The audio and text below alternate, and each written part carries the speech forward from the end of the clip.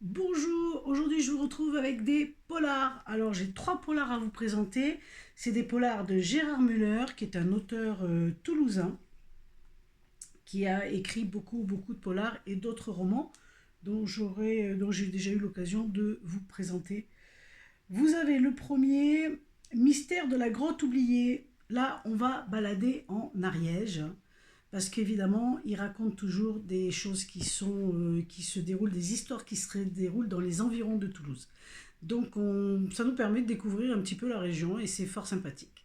Alors là, le mystère de la grotte oubliée, il se trouve qu'on va partir du côté d'Axe, les trois domaines, où on découvre un cadavre à un endroit en bord de piste. Donc c'est un domaine skiable, on découvre un cadavre en bord de piste, on se demande ce que c'est, parce que c'est un cadavre particulier, c'est un humain sans être un humain, il y a quelque chose de particulier qui se dévoile à l'autopsie, et donc ça va les amener à enquêter jusque dans les montagnes de cette région, où on va découvrir une grotte qui a été a priori oubliée, avec pas mal de choses à l'intérieur, et je vous en dis pas plus, vous allez découvrir ce beau roman.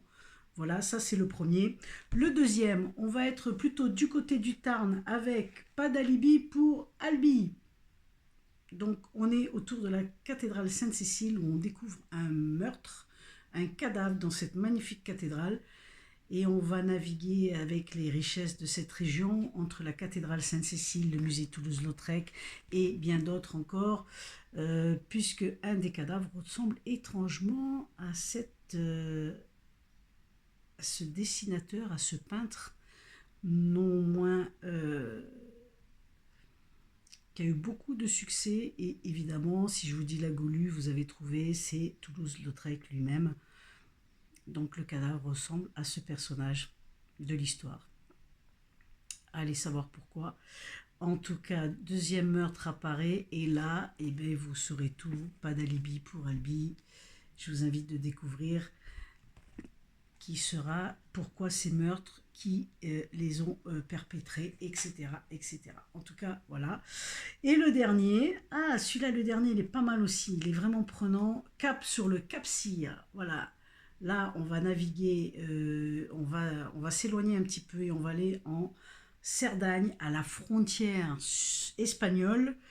Et on va même avoir affaire à Andorre, qui est une région pas très loin, voilà, une principauté qui est pas loin de chez nous. Donc là, on est dans un village à proximité, un petit village tranquille. Ben tranquille. Il est tranquille jusqu'au jour où on découvre on découvre qu'un mort fraîchement enterré a été déterré, et on lui a tranché la tête.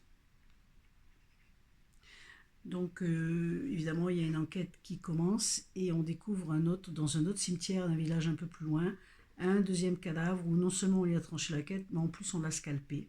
Et là, je vous en dis pas plus, parce que pourquoi ces cadavres? Et à chaque fois que la police a eu l'intention de faire quelque chose, il se trouve que c'est dans une autre région ailleurs que le meurtrier saisit.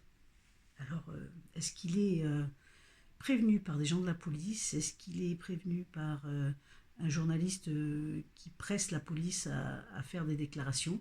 On ne sait pas. En tout cas, je vous invite à aller découvrir ça avec Cap sur le Cap Cyr. Très beau roman aussi, enfin très beau roman policier. Voilà les trois policiers que je vous présente. Et bien écoutez, belle découverte. Et comme je dis les amis, si vous avez l'élan du cœur, n'hésitez pas, parce que lui ne se trompe jamais. Bye bye.